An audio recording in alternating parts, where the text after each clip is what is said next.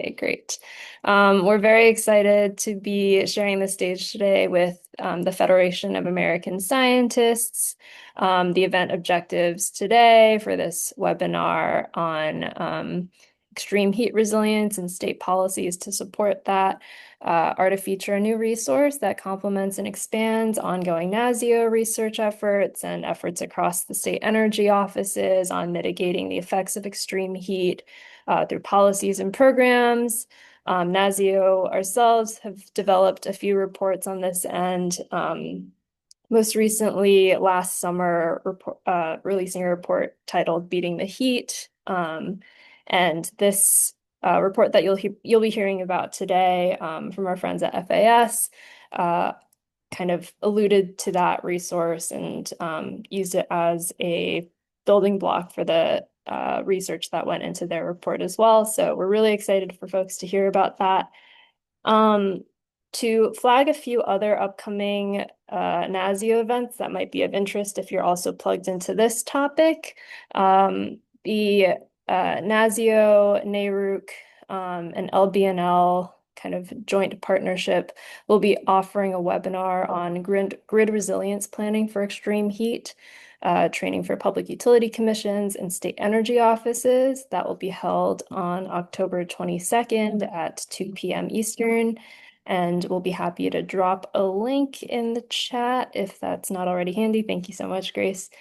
So we welcome you to attend that. And then otherwise, Grace, if you want to share other events coming up on the NASEO side for our audience here, I welcome you to do that now. Yeah, absolutely. Thanks, Jasmine. Just wanted to flag an upcoming complimentary webinar that we are hosting with the Smart Surfaces Coalition on October 23rd from 2 to 3 Eastern. We're going to be highlighting 3 recent tools that the Smart Surfaces Coalition has put out, really designed to help state and local governments make decisions around smart surfaces technologies, which are kind of a suite of resilient infrastructure technologies designed to mitigate extreme heat and stormwater flooding. So looking forward to that. And I will also drop the registration link in the chat for anyone who's interested.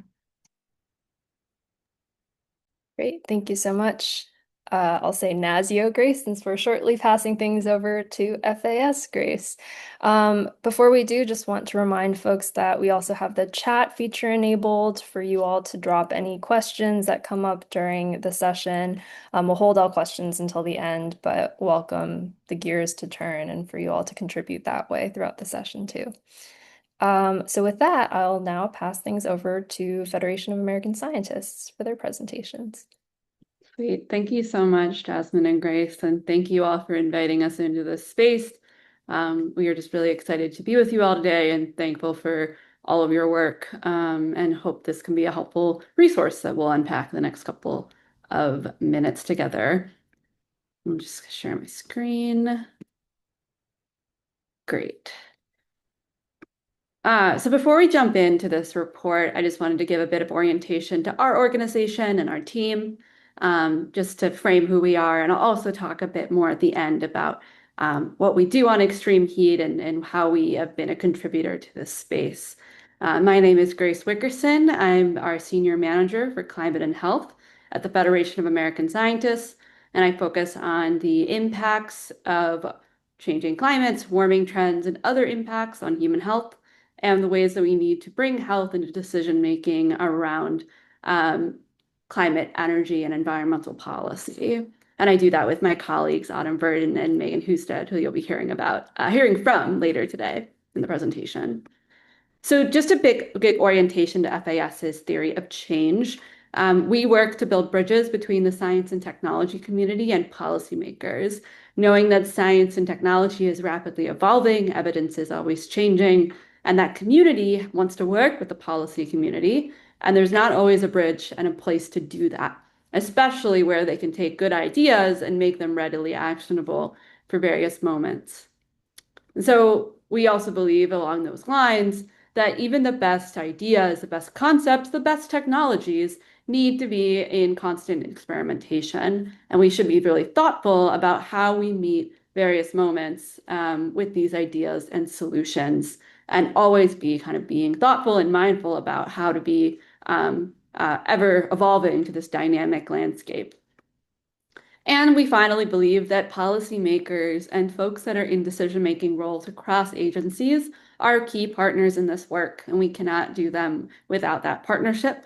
We think a lot about the how of policy change and building solutions that are readily actionable to help meet specific policy goals.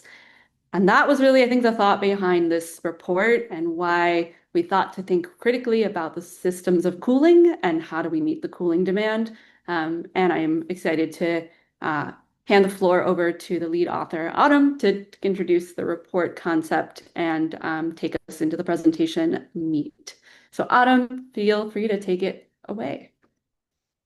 Oh, thank you so much for that introduction, Grace. So yes, let's jump in. So extreme heat events are showing up more often, they're hotter, and they're lasting longer than they ever have before. And hotter days on average, as well as a higher number of cooling degree days, means that there's an increased need for home cooling solutions to maintain safe and livable indoor temperatures. And more cooling demand means that we need to think more critically about conventional air conditioning systems, especially since over the last 2 decades in the United States, consumers and the private sector have leaned heavily into purchasing and marketing conventional air conditioning systems like central air, window units, portable AC units, etc., all to cool down overheating homes. And while air conditioning or conventional air conditioning specifically can offer immediate relief, in the absence of intentional planning, the rapid scaling of air conditioning in this way that the US has done over the last 2 decades can intensify multiple dangerous vulnerabilities that cities and states are already seeing during heat waves. So for one, we're seeing higher household energy costs, increased risks for utility debt, as well as higher energy demand. And on higher temperature days, air conditioning can represent over 70% of peak residential demand. So on top of this, this increased demand also has major effects on our very vulnerable and aging power grid system and increases the likelihood of prolonged blackouts. And when these blackouts occur during extreme heat events, this can raise the risk for entire regions to lose their sole cooling strategy. This disruption could result in a major public health emergency as homes and people rapidly overheat. And in turn, that could result in hundreds, if not thousands, of preventable deaths. So for this reason, it's essential for state and local policymakers to think about how they can design their approach to cooling systems with resilience at the forefront. And that's essentially the goal behind our most recent report, our Resilient Cooling Policy and Strategy Toolkit. So this toolkit is essentially broken down into 2 ways. So for one, the report explains the technology systems that already exist and are emerging for resilient cooling, as well as the overlapping policy principles that offer the enabling conditions to bring about greater access to these technologies. So in developing this report, we centered everything around making it as comprehensive and impactful as possible. And in doing so, we determined that it's essential that resilient cooling systems are centered around 3 interdependent systems. So for one, we have buildings as a critical system here. Buildings are the front line of defense and must be designed to maintain comfortable and safe indoor temperatures. And to do this, this means combining active, energy efficient, low emissions technologies like heat pumps or super efficient AC systems with passive cooling infrastructure like cool roofs, operable shading, and building envelope material designed for passive cooling. And then secondly, we have the community system. So communities are essentially the physical environment between buildings where shared infrastructure can cool spaces and reduce the overall ambient temperatures. So at this system, we see interventions include active measures like thermal energy network and passive measures like smart services, which I know all of you are quite familiar with already. And then our third system that we're going to talk about today are electric grids. So grids are the backbone of active or mechanical cooling, and they ensure that buildings and neighborhoods have the power they need to stay safe under extreme heat conditions. So at this system, we focus on investments in distributed energy resources, energy storage systems, grid enhancing technologies, as well as demand response programs, all to help reduce the strain on the grid during periods of peak demand, which are during extreme heat events, all in order to lower the risk of those very dangerous power outages. Next slide, please. And in developing the strategy to be comprehensive and as impactful as possible, we focus as well on these 5 critical policy principles. So these principles essentially informed the technologies that we selected within this report, as well as the recommendations that provide the enabling conditions to increase access to these technologies. Next slide, please. And we'll talk more throughout the presentation here about how those principles come into play. So first, we'll start off with breaking down the building system a little bit more. So just a few minutes ago, I mentioned some of the overarching types of technology that we see at this level. I mentioned the active and passive technologies. And I want to emphasize here as well that to ensure that these resilient cooling systems are designed as effectively as possible at all levels, including the building level, they need to be done in an integrated manner. So that means that we're combining both active and passive cooling systems in one building. And we'll go to the next slide here. So we'll go to the next slide. Thank you. So as I mentioned before, the policy principles essentially informed the technologies as well as the levers that we decided to include here for state and local policymakers. So at this level, when we talk about expanding access and affordability here, the goal of the policy levers here are to ensure that everyone can affordably access cooling, and therefore we can get the co-benefit of reduced population-wide risks of heat-related illnesses, as well as deaths in households and communities at large. This will also reduce the strain on healthcare systems. So for this principle, the key levers are centered around targeted financial support tools like subsidies, rebates, and incentives that can all reduce the upfront costs of installing a resilient cooling system in a household, as well as the ongoing costs of the cooling technologies, and thereby reduce the overall barriers and increase broader adoption of these technologies in more households. And then for this second aspect of public health, it's essential that state and local policymakers embed indoor heat-related health risks into their approaches for building codes, energy standards, as well as their guidelines for system planning, since public health is a key driver of resilience. And when it comes to sustainability, it's important to recognize that rising demand for air conditioning is intensifying the very problem it aims to solve by increasing electricity consumption, prolonging reliance on high polluting power plants, as well as prolong your reliance on refrigerants that can release powerful greenhouse gas emissions. So towards this end, to mitigating these effects, policymakers can adopt codes and standards that reduce reliance on high emissions sources of energy, as well as promoting low global warming potential refrigerants. And this would all be in alignment with the implementation of the federal American Innovation and Manufacturing, or AIM Act. And then lastly here at this level, for grid resilience, buildings must be designed or retrofitted to, one, reduce and shift grid loads to lower the risk for blackouts, and secondly, to enhance passive survivability. So that essentially means that buildings will be able to maintain safe indoor temperatures, even if there's an event that leads to extended power loss. Next slide, please. So the key part about this report as well is that all the policy levers that we have listed out and explained throughout the report are based off of existing measures. So we're essentially just recommending that state and local policymakers use existing models and incorporate them into a comprehensive cooling strategy. So to that end, I'll explain a couple examples of some of these policy levers in action already.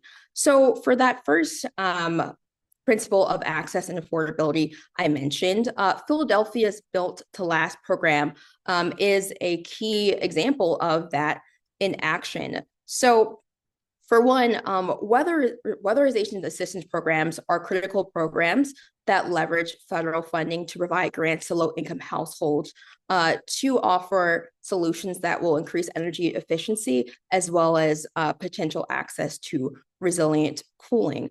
So when these programs are being developed, it's essential that program managers explore ways to overcome weather readiness challenges. So these challenges are essentially the structural and safety issues like building envelope issues, outdated electricity panels, leaks, mold, etc.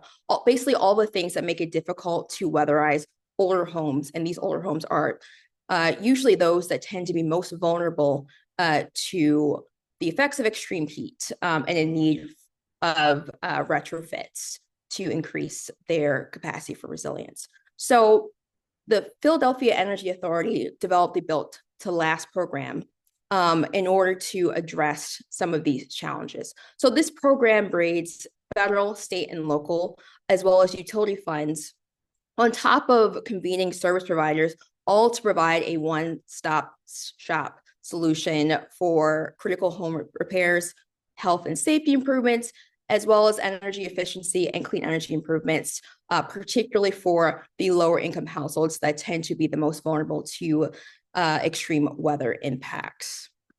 So this is one example of a key model. And next we'll go to another example that is through the city of New York, rather.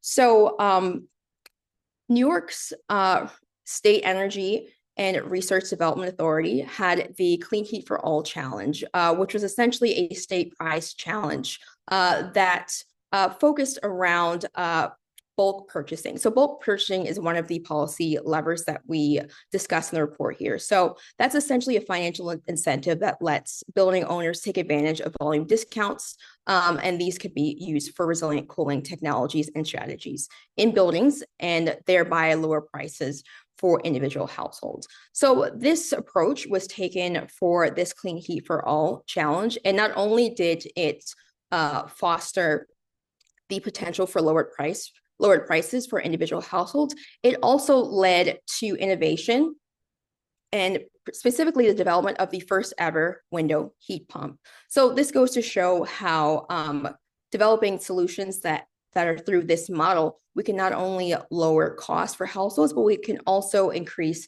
the innovation we need to see emerging technologies become accessible to a broader number of households that need these solutions. So we'll move forward. And then we'll move to our next system, which is communities. So I mentioned at the top here the importance of active systems as well as passive systems. So the community level are active systems centered around shared infrastructure. So on that end, we're talking about thermal energy networks.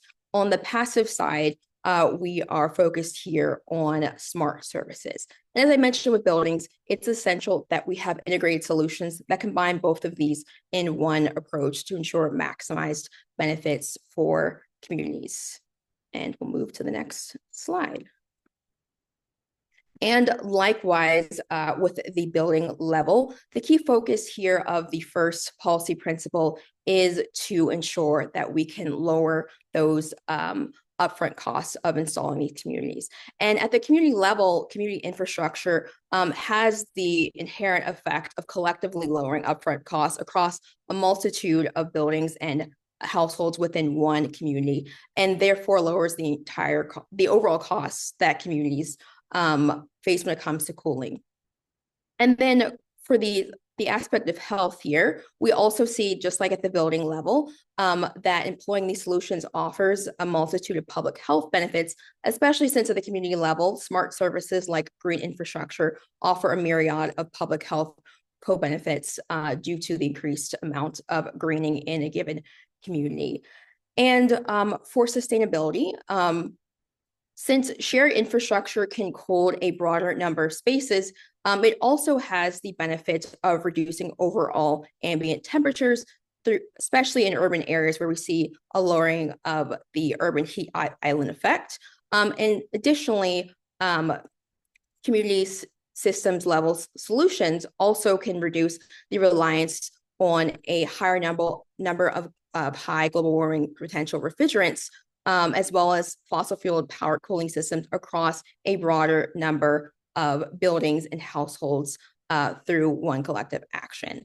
And then lastly, as I mentioned before, the US electric grid is struggling to keep up with rising demand for electricity, which creates potential risks to not only households, but to communities at large, as well as the reliability of their cooling systems. So to this end, at the community levels, policymakers can proactively identify potential vulnerabilities in energy systems, ability to sustain safe indoor temperatures for communities at large, while also having the co-benefit of lowering community-wide energy consumption. So we'll move to the next slide here. So for another example, we'll focus on the state of Colorado. So Colorado has a geothermal energy grant program, and this program was established by their House Bill 221381. So this program established that grant program under the Colorado Energy Office with a 25% carve-out targeted funding designed for the installation and maintenance of thermal energy networks. So in turn, this legislation was able to make a broader number of communities, or enable a broader number of communities to have access to the benefits of thermal energy networks. And Colorado is not the only state to pass legislation that provides critical funding for community scale resilient cooling systems. We also see examples in other states like New Mexico and Washington, just as a couple examples. And we will move forward here. And I will pass things over to my colleague, Megan Houston, to talk about our electric grid system level solutions. Awesome. Thank you, Autumn. So like Autumn said, I'm going to talk about the grid scale system technologies and policies that we explored in the report that really focus on how to prepare the electric grid for increased energy demand and maintain its reliability during extreme heat events. So next slide, please. So I'll kick us off with the different types of technologies that we explore in the report, with demand side management being first. So demand side management, or DSM, is a set of strategies used by utilities to influence customer electricity consumption. They usually have the goal of lowering peak demand while also improving grid efficiency, reliability, and even sometimes being able to lower consumer energy costs. Technology systems that kind of fit under this demand side management umbrella are systems like smart thermostats and grid interactive efficient buildings. The kind of next category of technologies we explore are distributed energy resources, which are small scale, modular energy generation and storage technologies. I think we're all familiar with rooftop solar panels, batteries, electric vehicle chargers. All of these kind of fall into this category of technologies that are located at your home rather than at a large power plant. And having individual solar systems or battery systems is great, but there are ways to connect these energy resources together to have a larger grid resiliency and reliability impact. And the way to do that is through connecting these systems by things like microgrids or virtual power plants. Next slide, please. So the last suite of grid technologies I'm going to talk about are grid enhancing technologies. So you sometimes hear these referred to as GITS or advanced grid or transmission technologies, lots of different names, but they kind of all reference this category of hardware and software solutions that use real-time data to increase or to change the capacity, efficiency, and reliability of the existing grid, all without having to build new capacity or transmission lines, which can be very expensive and take a very long time. So these technologies can include things like dynamic line rating, advanced conductors, and topology optimization. And I would definitely recommend reading the report to read more about these technologies if you're interested, that we highlight. Next slide, please. Awesome. So the policy recommendations and levers that we laid out in this chart touch on a lot of different things. And the first, I'm going to talk about being able to expand access and affordability to resilient cooling. And the way to do that at the grid scale is to kind of rethink rate design. And rate design is an important factor for determining the operating costs of electric equipment. And also, it's what your electric bill is based on. And as we all know and have seen and are probably feeling, electricity rates across the country are increasing. And in a large part, it's due to the operation of an aging and inefficient grid.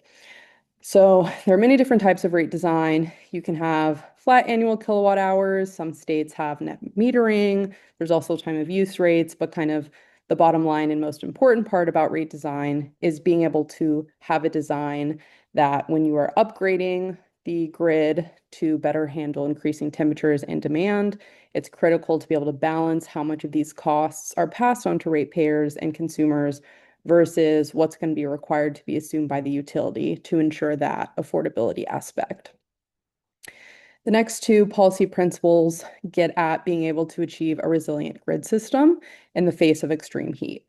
So to do that, we have to kind of start integrating other systems and knowledge into our energy planning.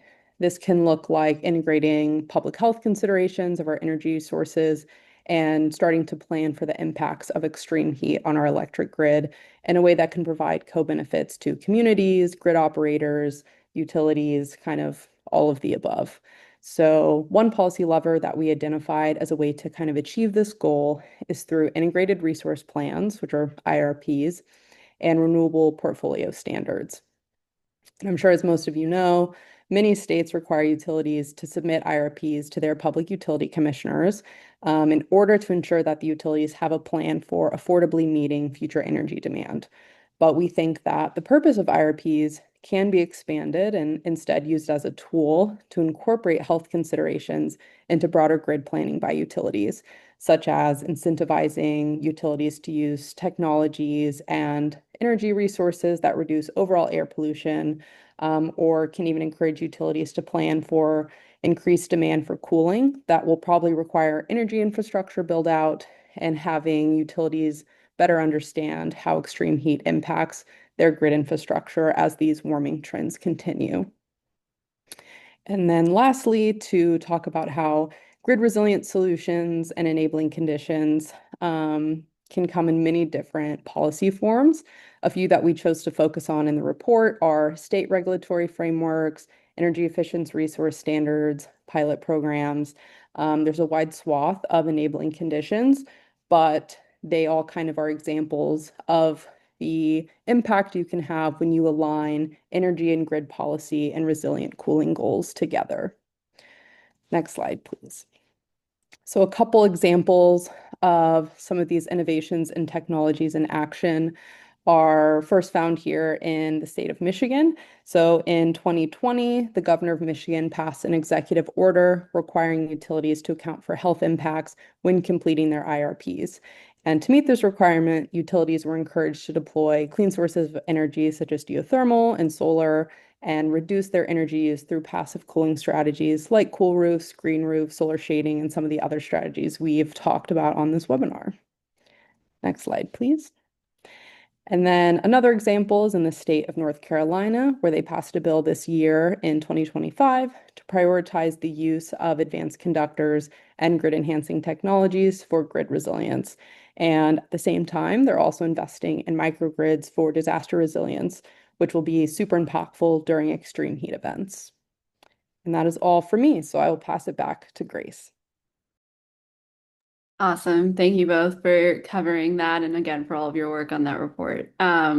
So I'm happy to close this out with just a bit more on FAS's work on extreme heat, just to give a little bit more color to our kind of wide lens on this issue, sees, and how we are thinking about the issue going forward. FAS has built a community of practice around heat and heat policy.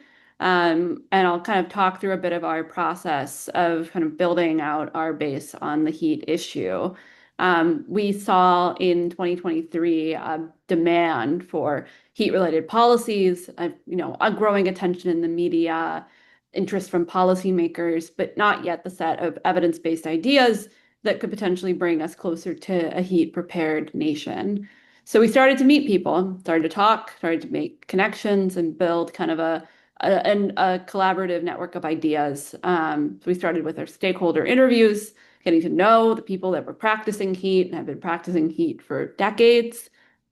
We then did a targeted policy sprint. So this is a way that FAS engages our scientific community, as we run these policy boot camps that allow for people in the scientific community to learn how to do the policy process.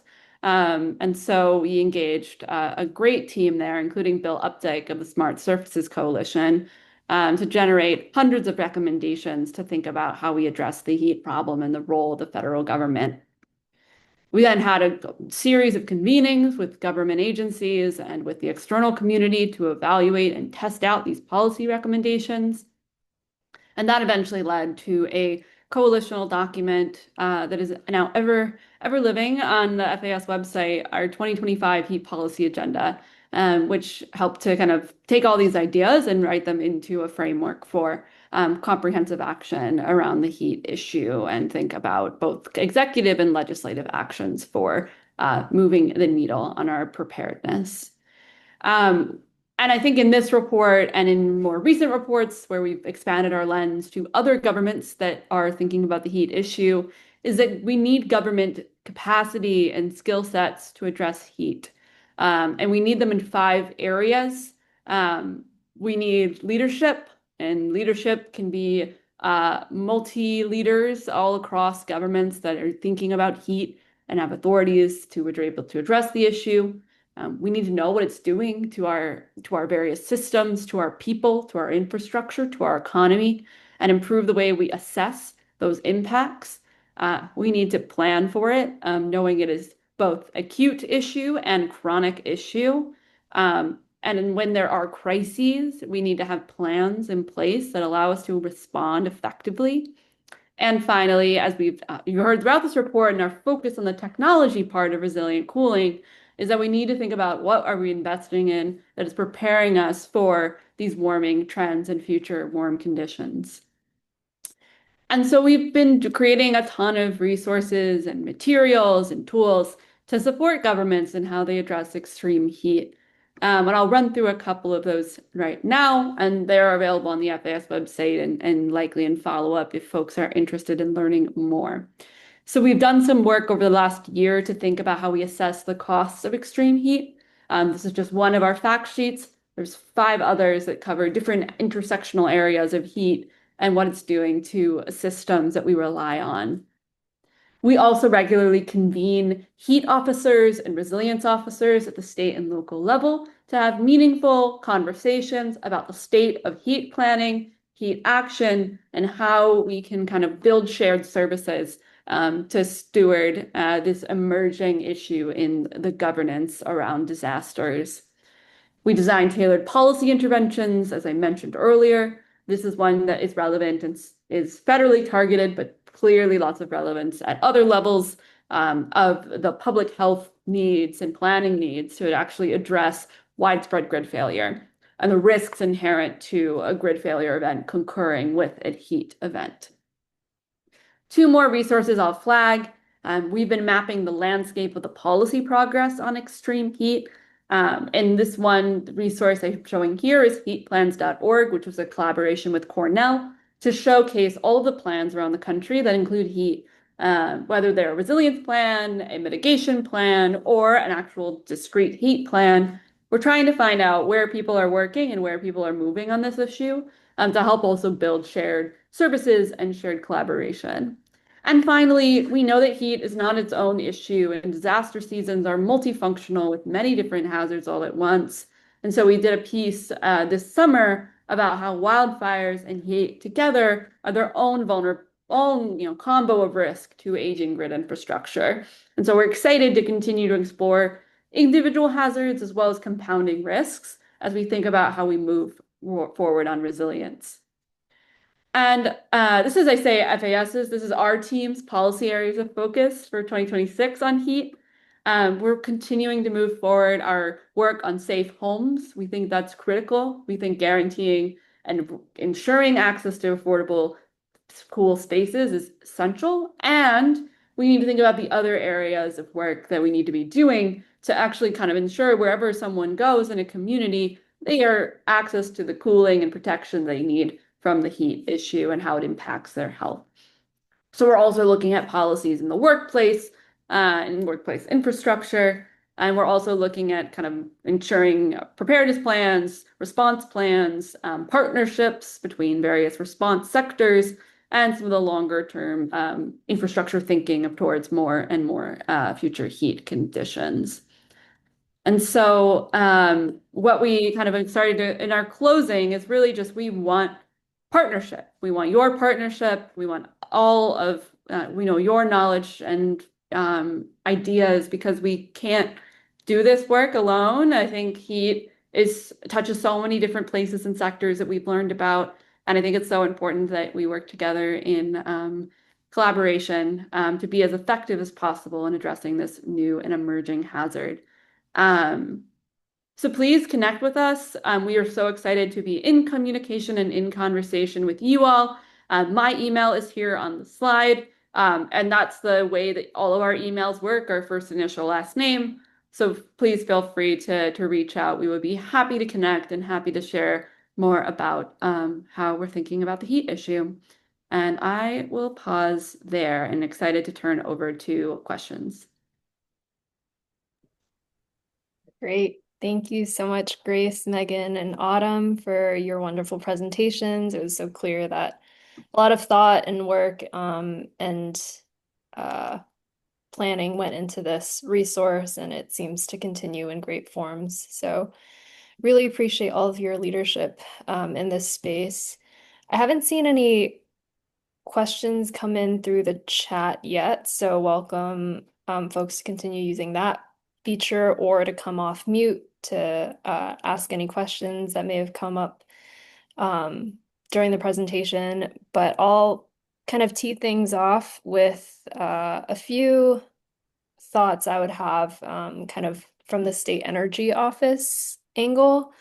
I think a lot of really great kind of comprehensive technology areas to consider within this policy framework, but it seems that there's also a lot of specialized knowledge that State Energy Office staff might need in order to act on some of these extreme heat mitigation efforts. So how can states maybe balance the need for this hyper-specific expertise and staffing capacity and kind of concentrated planning around extreme heat response with their other functions around energy planning and climate action planning?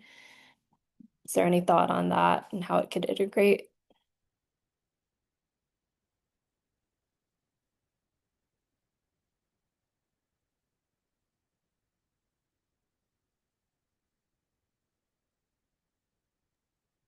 Autumn, do you want to take this? Yeah, sure. So, as Grace mentioned, one of the key things that FAS has been prioritizing working on is bringing together the various state and local leaders. So this not only includes state and local policymakers, but also people that work at various agencies that touch on heat. So we're talking about public health departments, but also state energy officials as well. So I guess the first thing that comes to mind for me is the importance of these leaders working together to understand, number one, the ways in which extreme heat touches on their work. And also FAS has done a lot of work here to expand the evidence base to talk about these different sectoral impacts when it comes to extreme heat, including the specific impacts that are faced by the energy systems when it comes to this hazard. And then secondly, this importance of collaboration. So working not only within their agency, but also with other folks across different agencies for a more collective effort within a given state or locality. And then thirdly, going back to this aspect of like a collaborative, like practitioner working group, state energy officials can also hear about how other states and localities are approaching that within their regions to better understand how they can not only expand the scope of their roles, but also understand the specialized knowledge, as you mentioned, Jasmine, necessary for these emerging resilient cooling technologies. So I would say overall, yeah, the approach should center around collaboration, but also hearing more about the approaches that already exist at different state and local levels. And I'll pass it to my colleagues here if they have additional thoughts as well. Yeah, no, I just wanted you to take it first because I thought you would have some definitely good insights from this work. I think a lot about heat governance as an orchestra, and I think we're still learning how to play in tune because I think this hazard is requiring us to build new systems and new frameworks for how we set priorities. I think that was the undergirding of setting this like overall policy principles is because I think these are all really important aligned principles and ideas we should all work towards. And it's finding exactly what are the inroads and inlets that like align with what tools people have at their disposal. And there's definitely a lot of science that are still evolving, and even how to integrate passive technologies into these different buildings design codes is still an ongoing effort. And I know partners you mentioned, Jasmine, at LVNL have been thinking about this, have been working on an international scale, and there's definitely still some work to be done to actually, turn these into things that can be scaled. So I think that's also a part of this as well, is that the demand is there for these types of systems and technologies and practices. I think we can speed along some of the adoption that we need to see. Because I do think we're at the cusp of understanding that this is a risk, but I think we still have a lot of work to do to actually take what's possible and actually try it out.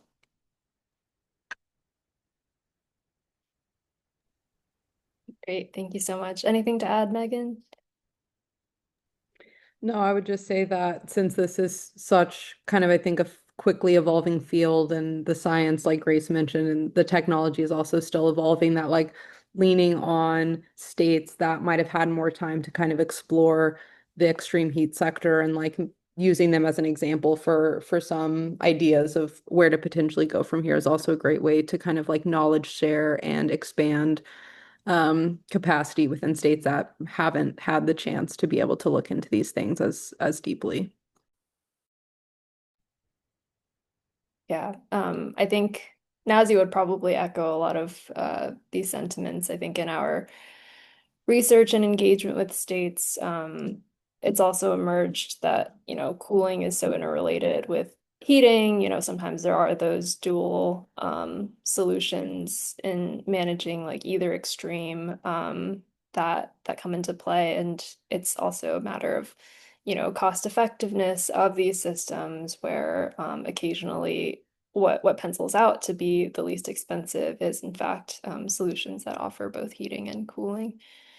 Um, I do see a question that came in through the chat from Ellen that actually does touch on another one I had related to supporting data and methods around the quantified impact of cooling solutions. I think this question also touches on the public health aspect. So do you have anything to say on, data quality, on, best practices for states and practitioners for accessing high quality data to inform these policies and programs?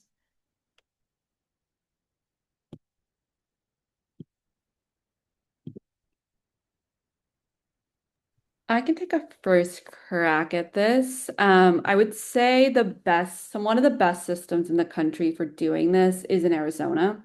So in Arizona, they are doing very detailed depth analysis where they are identifying like where people are dying, what they're dying from, and like kind of looping that into their metrics. And what they're finding is there's about I think I may get my numbers wrong, but there's over 600 deaths every year in Maricopa County, and about 100 or so of those deaths have happened inside. And when they actually take a look at why those deaths occurred, they find that there's a myriad of reasons. Um, but it's in 80% of those deaths, I believe, there was an air conditioner in the home. The reason why it wasn't being used because it was either broken or they couldn't pay for it. So this is like very much like still emergent data, and I would say most of the country is not where Maricopa is, but it allows us to see that, when the deaths are happening indoors, it's because we're dealing with, poverty, and we're dealing with low quality infrastructure, and we're dealing with the costs of cooling. And I think there's more work too to be done to see what this is looking like in other parts of the country. I would say New York City is close behind. They've done some analysis about their excess deaths, so not as carefully defined as Maricopa in terms of actually looking at every death and investigating why it was caused. It's kind of overall what they saw, but they did see that a lot of their excess deaths were because of indoor heat related illness. So those folks that experienced either a heat stroke or they had some other exacerbated condition and it was inside of their homes. And we can only infer that there was probably some reasoning that that was because of some inability to access cooling, being in substandard infrastructure housing that also caused the mortality. And I think I know there's been work to quantify that, the other, benefits of energy infrastructure and other benefits of these improvements. And I think there's still some science and work to be done to build out evidence-based metrics that allow us to investigate and determine better technologies and think about cooling as a public health intervention that can guide our decision making. So just a snapshot. I think it's a great question. And in our fact sheets that I mentioned, we do start to pull together some of these impacts and data. And I would just say that these systems this is one of the things that we think about a lot, is that we do need to be building out these assessment infrastructure. And the data may already be all there. It's just not being pulled together into something we can actually use. And I'm happy to share both the Maricopa example and the New York City example for sure. But Autumn or Megan, if there's anything you want to add. I was just going to speak from the grid scale standpoint in that, like, for specific shutoffs and blackouts, like some states they just don't collect that data. And so it's very hard to be able to track, if there are heat-related deaths because of blackouts. Some states might not know. So I think a lot of this has to do with like having capacity to develop those data sets and being able to make them kind of interoperable between states to kind of share that data, because in some places it's just not being collected. Yeah, Grace and Megan raised really good points. I will say just in terms of like information we do have on rather than a state and local level, instead we've looked at the quantified impacts on a more national scale, and I'm happy to share links to our sources that include that data. But we have found that the costs of extreme heat are a collective $162 billion each year, which is about 1% of the national GDP. And within that number, just $20 billion of that is associated with the energy burdens that come from extreme heat. So essentially, some of the cooling solutions that we talked about in the presentation and the report would go towards, of course, lowering that $20 billion number alone. And some of the workforce development benefits as well would also reduce the labor productivity losses, which are about $100 billion per year. As well as the losses of life due to better extreme heat resilience when it comes to reducing the illnesses and deaths, as well as the cost to the healthcare system. So we do know that there definitely are quantified impacts, but what we're seeking to find, of course, would be what that looks like on a state by state basis versus this more nationalized level of data. I'm happy to share links to that as well. Thanks, Autumn. This is really interesting. I'm curious, you mentioned workforce, and I think, Grace, you said this is kind of an emerging area that you all are working on. Just curious to hear about any sort of emerging best practices or solutions, especially given, a lot of energy jobs can be outside if they're construction-related jobs or in a hot attic. Just any, best practices or solutions, strategies for protecting workers from extreme heat, both indoor and outdoor. Happy to take a stab at this. I know, and then I know if workforce development is on the radar, we didn't get to cover this in this presentation, but Autumn has some research she can share. So I think like the basics of heat protection for workers is rest, water, shade, and acclimatization. And a lot of these practices have been scientifically studied to show high ROI, as well as the preventative measures of heat-related illness. What the landscape looks like right now is the federal rule, which is the Occupational Safety and oh my gosh, I'm going to butcher what OSHA is. Occupational Safety and Health Administration. I was putting together a rule to guarantee rest, water, shade, acclimatization. That is still an ongoing consideration. It has not been paused by the current administration. We are seeing that states in the waiting period between this rule moving forward beyond proposed are introducing standards of their own. So there's 7 states where there is a standard in place that guarantees some of these protections in some settings. I think only a couple are both indoor and outdoor, and then some protect just indoor workers, some protect just outdoor workers. I think it's really important that we think about if our workforce was going to be able to perform the labor and jobs of building out our energy system, building new housing. Heat is not going away, and I think we will have to be thinking thoughtfully about adaptation because the costs are great. You have missed work days, injuries, productivity losses. Some of the biggest number that Autumn mentioned earlier in that 162 billion is a number that there is probably about $100 billion a year in labor productivity losses because of heat. So these are high costs to any project, and I hate to say like a broken record, they're very unquantified, but there's definitely starting to be people that are looking at the quantification of this and actually showing that it's a considerable risk as we're kind of making our priorities to do further build out. And I will share one additional study that just came out this week that shows that there's, about 28,000 injuries a year across industries because of heat. So it's a pretty considerable site of injury.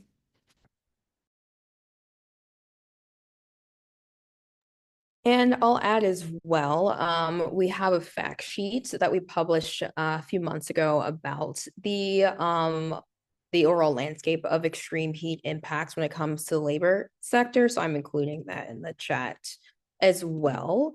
And I'll just also note too, while we didn't get to this so much during our presentation, one of the key principles as well that we talk about within the report is about how we can utilize resilient cooling as an opportunity for workforce development. And in the report, we talk about some of the key barriers that already exist, like, for example, not having technicians with the training to work with some of these emerging technologies, as well as just overall skilled labor shortages in the home building sector, utility talent gaps, as well as the need for more strategic stakeholder outreach and education. So we talk about those challenges as well as some of the policy levers and some examples of existing programs like job accelerators and public-private partnerships for training that state and local policymakers can employ. So I'll just flag that as well, that that's one of the key sections of the report that we talk about, that workforce development piece of it all. Thank you both. And thank you, NASEO Grace, for your question. I think it was unintentionally multifaceted in that there are workforce opportunities in kind of state implementation and actions on extreme heat policy response, as well as like physical safety of our workforce, and maybe conducting a weatherization upgrade. So it's meta in a sense. Um, and I do also want to note, Ellen dropped a link in the chat about a study conducted between some national labs about the benefits of adopting current energy codes on thermal resilience, energy costs, and that is a great resource that I think we've referred to a few times before too. Um, we are coming up on the hour, so I want to offer our thanks to our presenters from FAS today, and also an opportunity for you all to provide any last questions, or the FAS team to maybe end with anything that you would want our audience to take away today. Last call for questions, and if not, over to FAS team to close us out.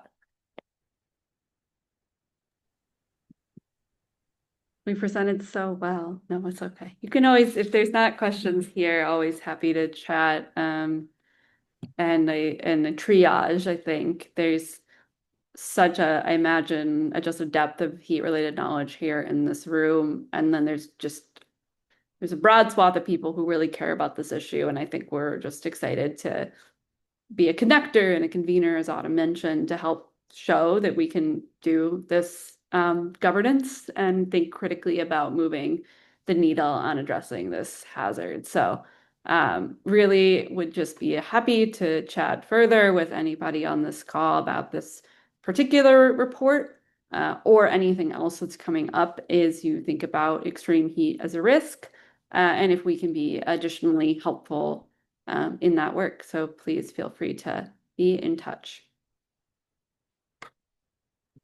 Great. Thank you again, FAS team, and everybody for your time and attendance this afternoon. We'll be following up with slides again and a recording of this session, and hope everybody has a great rest of their afternoon. Thanks so much.